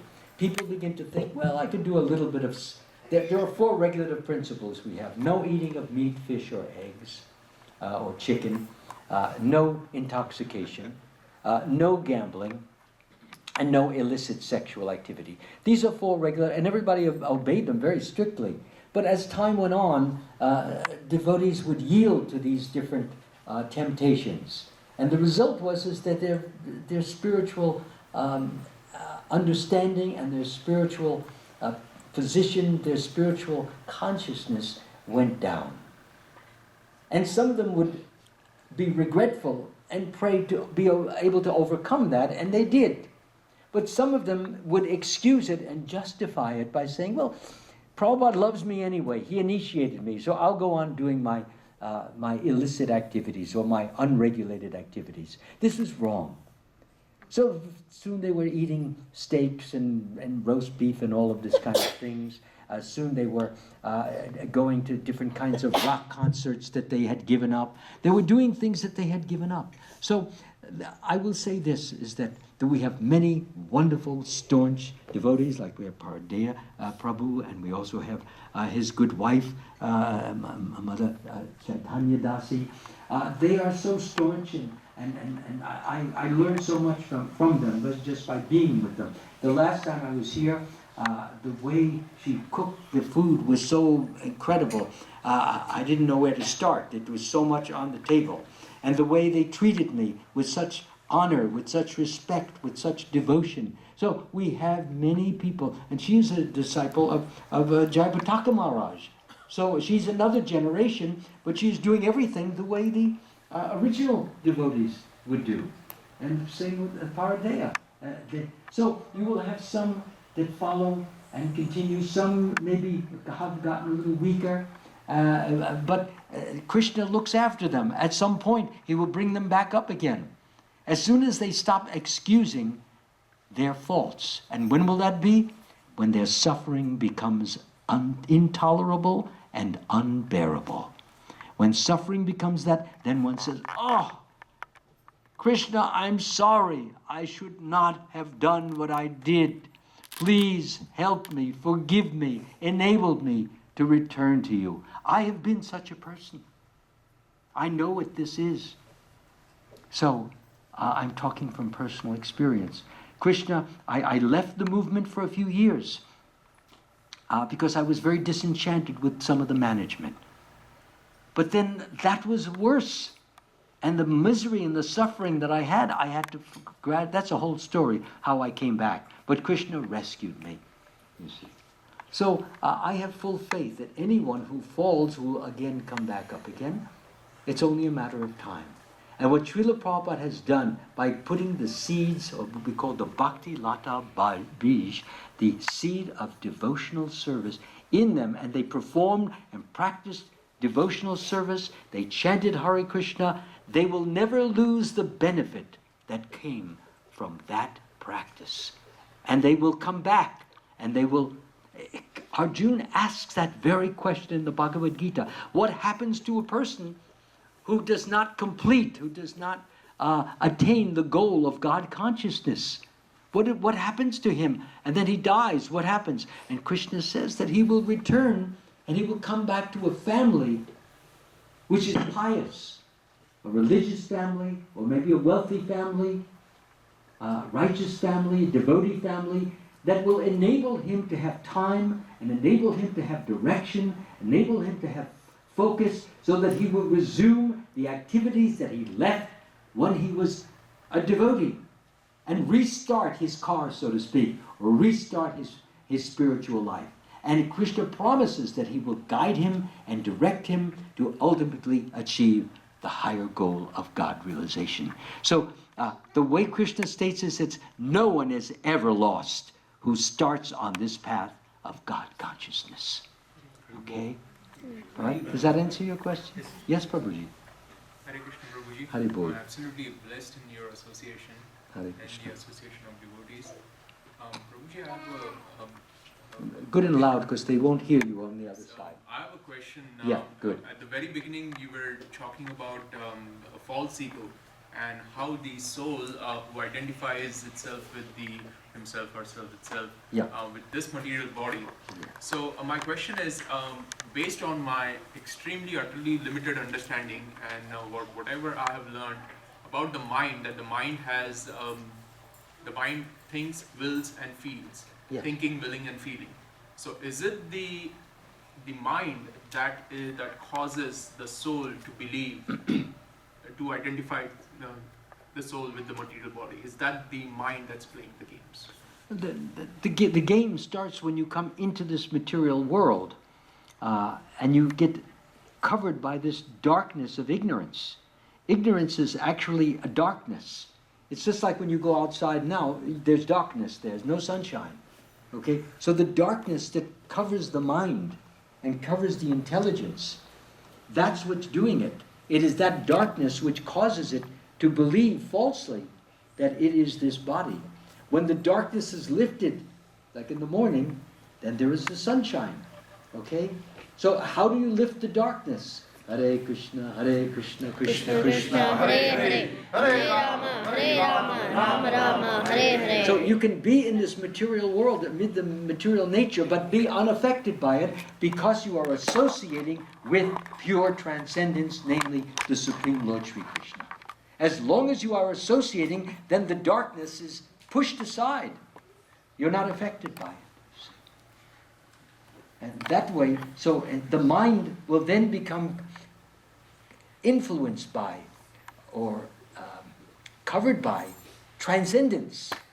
When it's covered by transcendence, meaning spiritual feeling, spiritual attitude, spiritual understanding, it will think differently. So mind, the mind is the friend of the conditioned soul and his enemy as well. For one who conquers the mind is the best of friends. But for one who fails to do so, the mind will be his enemy. So how do we conquer the mind? By all of these different activities. Or for one whose mind is unbridled, self-realization is difficult work. But he whose mind is controlled and strives by right means is assured of success. These are quotes by Krishna. So, therefore, the darkness will be lifted, you see. Everything depends, of course, on Krishna's blessings, his grace, and your good, sincere efforts. So, it's not the mind, you're surrounded all around by darkness. And you talk to people there, they all think they're their body, because they're in darkness. A person who's in light, he doesn't think that. He doesn't think he's the body. He's not afraid of dying because he knows there's no real death. He has a totally different... When the Srila Prabhupada was on the airplane and the plane began plunging downward, something happened. They hit a pocket and then the plane goes down. So Prabhupada was just Hare Krishna, Krishna. He's ready. He's ready to go. It's like it's nothing. Hare Krishna, Krishna, Krishna, Hare Hare Ram. And then the plane goes up. No effect. Because he's not identifying, he's not afraid of he knows not me. The real me is here. So that's what we need to strive for. That should be our goal. We should not forget this goal. And we should, as soon as we wake up, as I said, you chant Hare Krishna, get up and jump up. Before you go to bed, you should be thinking, when I get up in the morning, as soon as my eyes rise, let me jump out of bed, not, another day. I'll never get through this day. No, you got to preset your mind. Like a computer, you give a program. So when you hit the program, everything goes in action. So you got to hit the program of energy, vitality, vigor, strength. That's the program. So you jump out, stretch, yeah, jump into the shower, and if you can take it a little cold, do so. Any other questions? Yes, Prabhuji. Thank you so much for your nice question. Thank you for the wonderful class. Haribol. You talked about the disciplic succession and how it's coming down from Lord Krishna. Yes. So, if you study Prabhupada's books, letters, he talks about taking initiation. Yes. So, specifically he says, take initiation from a pure devotee. Mm-hmm. And as you have mentioned, Prabhupada had the potency to enthuse people in Krishna consciousness. Yes. He had the potency. So my question is definitely if you read his letters, he says, take initiation from a pure devotee. Mm-hmm. And what is the Shastric conclusion? Is that like the injunction? There are different levels of purity. Yeah, that's what I was going to Okay, there are different degrees of purity. Srila Prabhupada would ideally like us to take initiation from a person who is completely, totally pure. But let us say you took initiation from a person who is only 75% pure. But he's very sincere, he's very dedicated, he performs devotional service with all his heart and soul, and he measures up to what we call a person who is dedicating his life to Krishna consciousness. For example, in the Nectar of Instruction, Srila Prabhupada says that he realizes he's an eternal servant of Krishna. He knows that. He loses interest in everything except serving Krishna. He's always thinking of Krishna. He's always trying to figure out different ways to spread Krishna's holy name. He understands that his only business is to spread the Krishna consciousness movement all over the world, and he's doing that. He's traveling here, traveling there. For example, let's take myself. I'm not a complete pure devotee, but I have some purity, okay? So if I were to be giving, I don't give initiations now. The reason some devotees ask me why I was mentioning before is that because I would like to achieve total purity before I give. But there are many devotees who are only 80% pure and 85%, and sometimes the devotee may worry that, well, he's not 100% pure, then maybe I'm not getting the best. And maybe I won't go back to Godhead but the point is, if he has all these qualities that I just mentioned, then he's going up. He got to be 80% pure, and he's going to be 85% pure, and while you may have only maybe 3% or 2% pure, or maybe even nothing. So for you to take instruction, that's what, when Prabhupada was here, he wasn't in every temple simultaneously. He trained up different persons, like the temple presidents, and their business was to share the teachings, practice the teachings, and apply the teachings to devotees. So they had maybe 30, 40, 50% of purity, but they would teach what they learned from Prabhupada, and the devotees who received that would rise in consciousness, and the devotee who gave that would rise in consciousness. So simultaneously, both would be going up. So you would really have no loss. Again, I say, ideally it's nice if you could get someone 100%. And that's my position. If I were to initiate, I want to be 100%. That's only, one spiritual master was telling me just a few weeks ago. He says, well, why don't you start initiating? I says, well, I think I want some quality. I don't have all the qualities. He says, well, you don't have to be a Paramahansa to be an initiating spiritual master.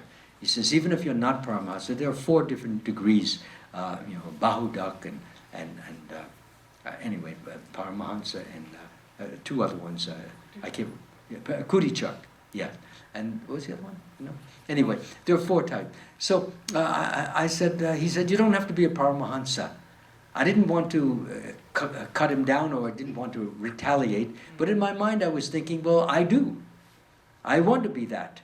Why shouldn't I be that? Prabhupada was that. Why can't I try to emulate my spiritual master? What is the point of just initiating for me? When I speak to a disciple, I want to be able to enfold them with spiritual light. I want them to be so inspired that they just go out and they just want to do everything possible to achieve love of God. This is what Prabhupada did. And that's what some of our spiritual masters may be lacking, that degree of intensity. And it just doesn't come by desiring it, it comes by doing so much. And Srila Prabhupada was so surrendered to his spiritual master, Bhaktisiddhanta. So that's a personal thing. But there's no harm in doing that, because all you're doing is getting connected to the spiritual disciplic succession. And that's a good thing. Because even if your spiritual master should, worst scenario, fall down, it doesn't mean that all is lost. It doesn't mean that all your merits of serving him are lost. So Krishna sees that. He remembers that. And you keep those credits. And if you should have to get reinitiated, so be it. Of course, it's a very unfortunate situation. Because when a person surrenders to a guru, he gives his heart. And if the guru falls down, it feels like his heart is being torn out. And by fall down, we had some person, he was a sannyasi for many years, he was a guru for many years, and then he decided, that he wanted to have a wife. And he was a sannyasi, you see. Well, if he wasn't a sannyasi, therefore many devotees, they felt betrayed in a sense. But he felt he would be betrayed if he didn't take a wife, because that was his strong desire, you see. And if he did not fulfill that desire, then he may have had some mental problems. So what is better? To go on with your spiritual life and not have mental problems? Or have mental problems and be phony or untrue to yourself? So, it's a hard call. But ideally, that's good. And as I said, there are many nice spiritual masters here who maybe have 70, 80, 90%. In my opinion, by the way. Now, their disciples may think they're 100%, and I will not argue with that, okay? Everyone has a right to his opinion. He sees him as Krishna enables him. Love is in the eye of the beholder, okay? So we see different things. And if you see him as 100%, then fine. And if he becomes 100%, you haven't lost anything. Anybody?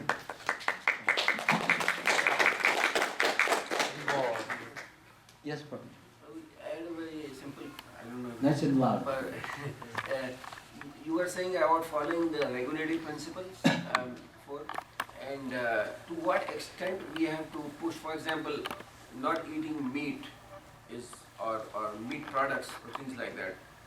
To what extent we have to push this? For example, we had a discussion in our congregation recently is about sugar, Sugar? Sugar, which we buy from the store, and that the sugar is, when it is refined, it goes through bone charcoal, you know. So now we should buy sugar which is not prepared in that way. Similarly, there are other examples, you know, some other products, we don't know how they prepare the products. Right. So to what extent we have to pursue this, you know, to what level of, because there are enzymes, there are microbiological stuff, right? Yes. So You what is your know, opinion? let me say, I'll speak to that, address that question generally and also rather specifically. If you get too absorbed in all these minutiae, all these little details, you will not be, you will just become just a bit, you might become a good vegetarian, but you won't be a good devotee. You'll be too absorbed in all of these different details. Everything, time something comes out in the newspaper, then you will say, is this going to, should I do this, should I offer this to, your mind, let me say that Srila Prabhupada, he offered sugar to the devotees. He said, Krishna likes sugar. Okay? That's good enough for me. Okay? If you want to be a purist, okay, then get some fresh honeycomb. And you can get the honeycomb right out of the comb. Of course, then you're a thief. You're stealing their comb. There's always something that is going to get your goat, so to speak. Okay? So, try to follow the general example that Prabhupada, Srila Prabhupada has given us. And we have the vegan group, that they will not touch any milk. And Prabhupada has said that milk is a spiritual food, that it helps to make brain tissue, which enables us to have better discrimination in the world as to what is useful and what is not, and to practice the teachings of the Gita. So I go by what Prabhupada says, because Srila Prabhupada gets it from the disciplic succession, and so I have yogurt, and also a little bit of milk in my blends that I have, you see. But I do not make a big thing of food. I can't. My food is Krishna, okay? That's where 99.9% of my consciousness has to be.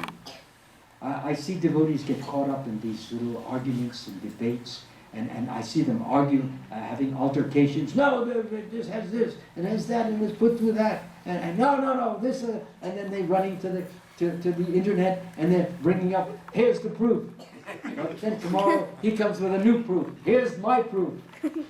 And before you know it, you got 10 different people bringing 10 proof. And what have you gained? You could have been chanting Hare Krishna all that time. I'm serious. I don't get into those things anymore. Years ago I did, when I was, had a lot of vigor, energy, and I wanted to be the Lord of all I survey and win all my debates.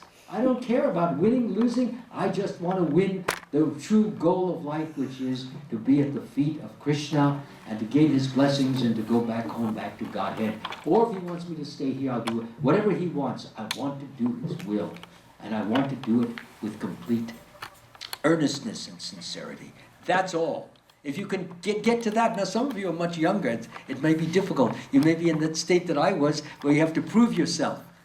I feel sorry for you.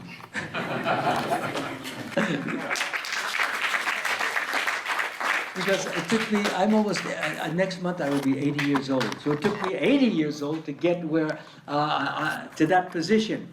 I hope that by this talk, maybe you can do it sooner and save yourself a lot of misery.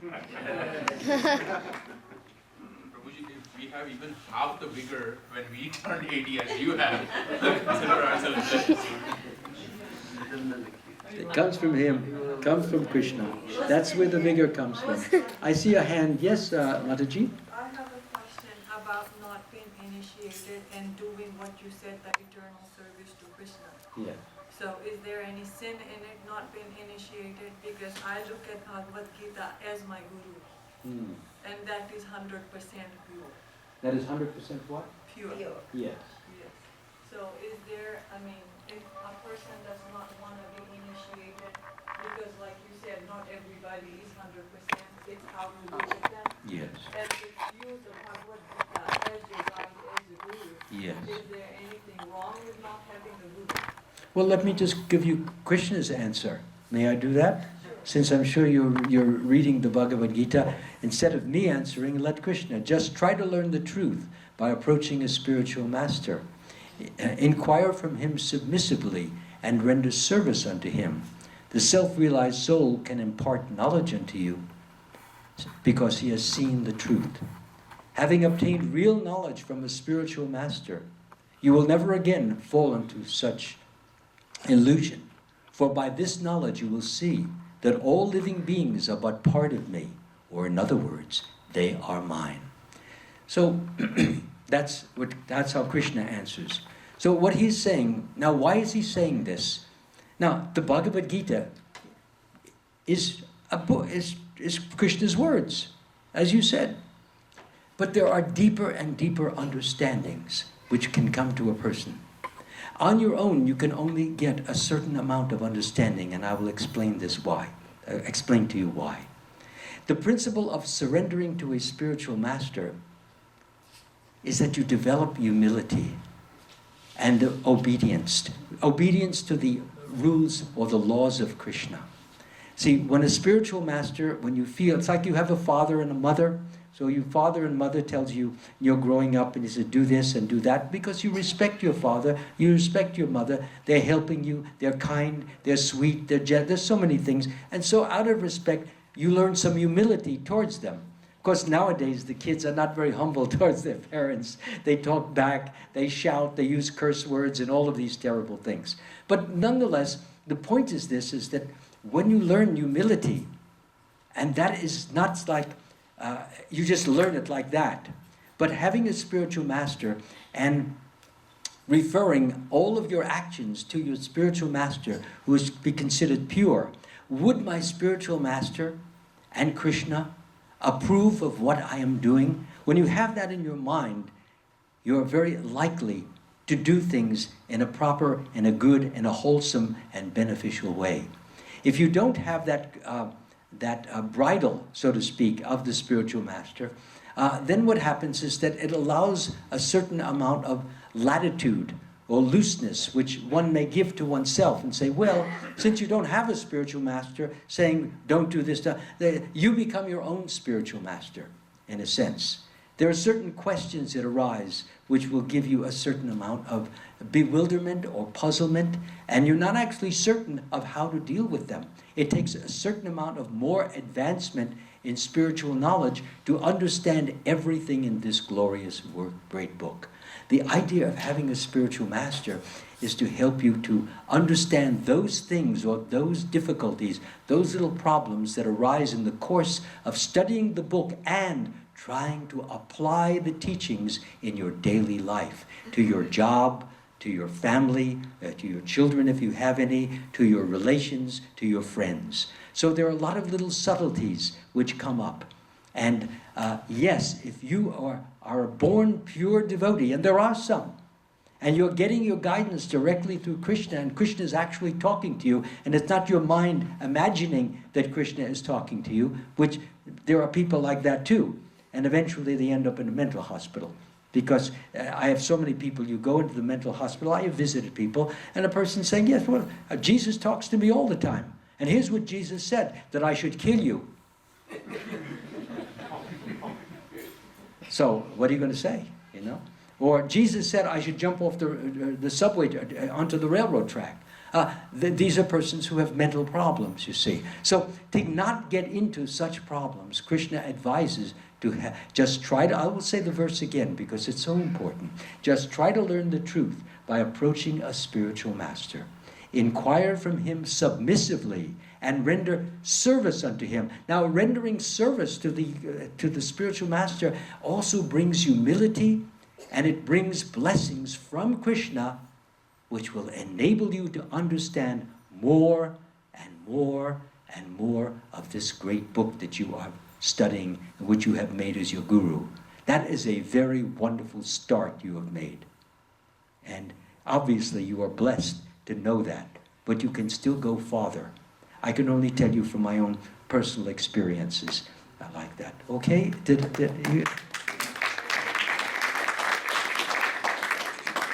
you have another, did you want to add something? Yeah, I want to add something to it. So once you have a spiritual guru, spiritual master, you can always call that person for advice, and he will be easily accessible. It depends on how busy he is. Everyone, sometimes you can write an email. I know many spiritual masters, they say, well, just write me an email and I will. Now it depends. There's some spiritual masters like Radhanath Maharaj, he has a few thousand disciples. So if he's hit with emails all at the same time, it may be difficult. But he does train other people to give you guidance on problems that you may have, which we might call second grade problems. And that's he has somebody who can answer your questions on that level. But if it's something, let's say you advance higher and higher, and you may need his personal guidance, well then Krishna will arrange for you to get that personal guidance. Now I know in his particular situation, he has organized it very beautifully, in which, how did they do any Radhanath Maharaj disciples here, by any chance? Actually, in the Bay Area, I know a few people that are disciples of Radhanath Maharaj, and like you were saying, he has established a counseling, so yes. Counseling, yes. So he has counselors there, okay? And they learn, they listen to his talks regularly, they listen to Srila Prabhupada's talks regularly, and they have his blessings. That's very important. Blessings are not just a word, but it's an actual, it's an energy which goes into you and creates a transformation in your consciousness that enables you to understand things which before you could not. I know I understand things today, not only on a spiritual level, but even on material level. I am the biggest klutz when it comes to computers. I can't do anything, I make a million mistakes, but as soon as I take shelter of Krishna, I suddenly, understandings come to me almost instantly. Well, how can that happen? Because Krishna understands everything. So that's the mercy that I get. And I get that from Srila Prabhupada, who is giving me his benediction. Okay? Last question, please. Yeah, does you understand? So you can send emails, he may be available for phone call. The main point is, that's a good question that you asked. The main point is, what provision has he made in case he's not available? Is there somebody who can take care of you? Right. Okay. Another question is, my daughter has given her heart to Krishna. She does not want to marry another person.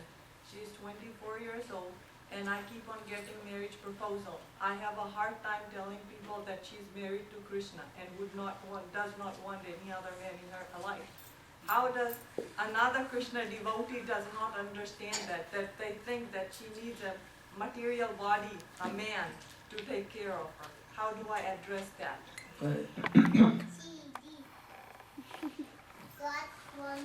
Let her get married to Krishna. What is better than that? I mean, if she's already gone through so much, it could be from her previous lifetimes that all she wants to do is... First of all, I don't know any man who's as good as Krishna, and I think she's made a good choice. Now, as confirmation of this, if you read this book called Krishna, the Supreme Personality of Godhead, and you read that particular chapter in which Krishna insults Rukmini, and he tells her, I think we should get divorced. Some of you have read that? He says, I think we should get divorced. You never should have married me. I was the worst choice. I'm not even a king. I'm just an advisor to the king, Ugrasena. And so, therefore, and then he goes on and on. He's teasing her, okay. So the point is, then she comes back, and she starts to glorify him and explains to him, takes all his arguments, turns them around, making it very clear that any woman who would not want to marry you is absolutely stone mad crazy. So she says, I've got the best that there can ever be. She says, all these other women, they just don't know what the best is. Of course, we all have to come and evolve to that point. And nobody should be looked down upon if they're not married to Krishna. But if she really and genuinely wants to stay connected to Krishna, fine. Let me mention one other point in that regard, because it's so important. In the Catholic religion, every woman who professes her vows, professes means like final initiation as a nun. She gets a band, a marriage band, and she professes her faithfulness to Jesus Christ. And she considers herself not a daughter, but as a spouse of Jesus Christ. Okay? And she tries to remain, of course, faithful. And most nuns do. Occasionally, sometimes they can't handle it, and they have to go back to the material world. But the important point is, as this is the greatest and the highest and the deepest and the best marriage that there can ever be. However, you must not fake it. You must not be a pretender. You must do all the things that a married woman to Krishna would do. You believe in Krishna. You adore Krishna. You don't want to hear anything else except Krishna. You want to read about it. For example, my love for Krishna was manifested in when I came to New Dwarka in Los Angeles. My first engagement was to read to the devotees during prasadam time the Krishna book that Srila Prabhupada wrote. And I wrote kind of my own simple version, which I probably have on the table there. It's reads more like a novel for people who are not into high philosophy. So anyway, what my engagement was is because I had a little bit of ability to narrate and act, so I would read the Krishna book to the devotees. There would be at least 50, 60 devotees sitting and taking prasadam, eating, and it would last for about a half hour. I did this for 23 years in a row. 23 years, with the exception of those 3 years that I was out. Okay? But 23 years, I just wanted to read about Krishna, absorb myself in Krishna, and absorb everyone in Krishna. That was my life. And the result of that was that I'm here today. That's why I'm here. This is His blessing to me, and I hope to you. And that book, or all the books that I've written, all the CDs, my recordings of Srila Prabhupada's books, Chaitanya Charitamrita, Srimad Bhagavatam, Nectar of Devotion, Nectar of Instruction, are for those devotees. They drive in cars, but they don't have time to read. So I've made it easy. You can just turn on your machine, MP3, and you can hear all those books. Why did I do that? That's my little love for Krishna. That's my marriage to Krishna. Okay? So, different ways, devotees, but there should be some service. Not merely, I love Krishna. It's not merely a sentiment. It's more than a sentiment. It's backed up by action, by service, by devotion, by sacrifice. Willing to give, for example, I'll give you a good example. Some persons there are different ways people express their love. On Ekadasi, there are some people on Ekadasi, of course, they not only give up grains and beans, but they will also, for example, fast until noon. There are another person on Ekadasi, they will fast until 6 p.m., not eat any food. There are other persons who will fast right until the next day. They will go for 24 to 36 hours without eating anything. That's the way they are showing Krishna that He deserves. In other words, when we give ourselves some pain or suffering or difficulty, it's, as I was saying in the talk, you deserve what I'm giving you, Lord. You're worth suffering for. So I'll take a little pain, a little discomfort out of this is my little way of saying to you that you are worth it, and this is my love for you. Then there are some who will stay up all night too, just chanting. So, different degrees of love. It's not a mere sentiment. It has action, which is of a purifying nature. Okay? Are there any other questions now?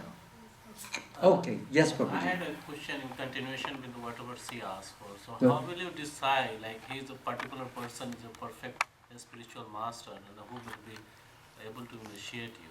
What is the characteristic in the spiritual master you will be looking for? Well, I already gave that during the class, but I'll repeat it very quickly for you.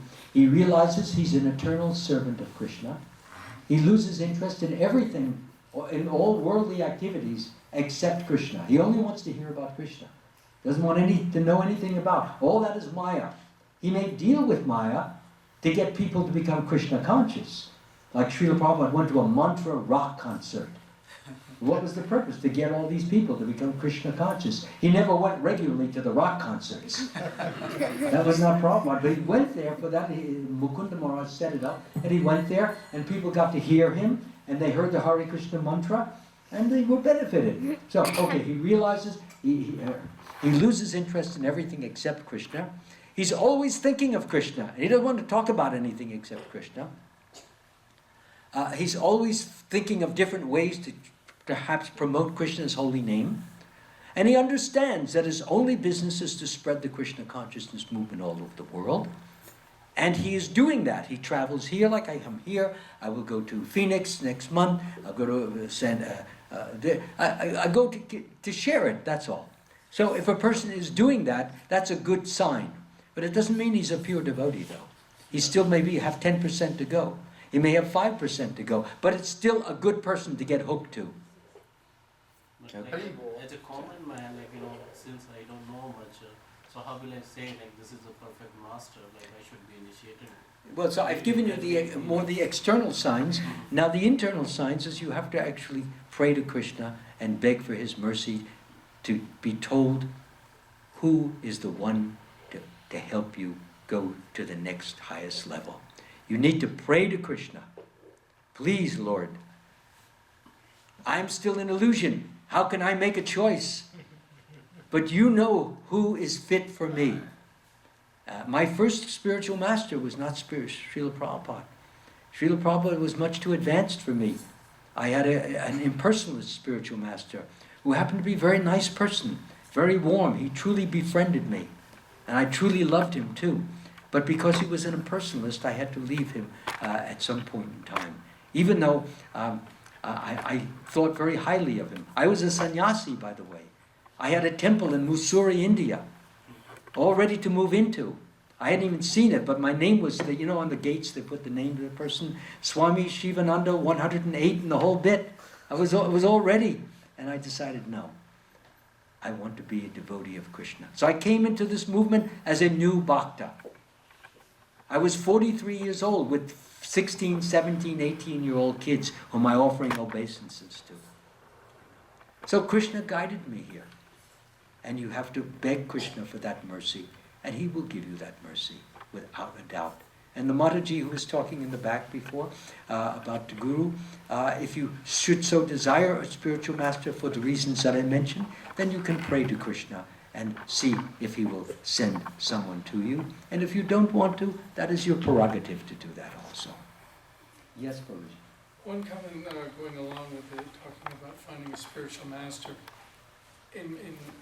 From what my own experience, I've seen in Parde's experience as well. There's many people that got initiated by Srila Prabhupada, who's an Uttamadhikari, highest devotee, Paramahamsa. But due to the individual free will of the different devotees, some of them took his teachings to heart and some didn't, and some floated away. And one thinks, okay, I have an ultimate guru, I have the highest guru, so therefore I'll never fall away. It's not like that. A lot of it has to do also with from your side, how much you're willing to sacrifice, just like Amal Bhakta was saying, and surrender, and actually want to be a servant of Krishna and be a servant of the Guru. There's even instances when the disciple has taken the Guru back to the spiritual world. So the thing is, he actually became more advanced. The disciple became more advanced than the spiritual master. So sometimes also is that there's spiritual life which is continuing from the previous lifetime. It isn't necessarily that we always started just at this lifetime. It says in the Puranas that one who chants the name of Vasudeva has done so for many births. So in this way, one should understand is that, so if you really want to know Krishna, like Amal Bhakta was saying, link up with somebody, because it might take a long, long time to find someone who's a perfect spiritual master. And then you'll say, well, wait a minute, these people are saying he's a perfect spiritual master, and these ones over here are saying that he's a perfect spiritual master. Well, are they all perfect? Or is it like Amal Bhakta saying they're 80 or 90% like that? So a lot of this can also have to come from your side. Because sometimes we think that we'll just get Guru Prasad, Guru Kripa, and bingo, there we are, fully advanced. But it doesn't work that way. We have to do a lot of surrender ourselves. And so the thing is, as long as you, like he's saying, get hooked up in the line of the parampara, the Guru parampara, listing like that, and you're linked up, then you can be boosted. I've seen so many devotees who also, their gurus have fallen down, but they've made much more advancement even now. I've seen with my own eyes in this lifetime. They've made more spiritual advancement than their own guru did. And so in this way, Krishna helps you, because being in your heart, he helps you and guides you, and then he can advance you along the way. So there's no loss or diminution. Good. Okay, we're going to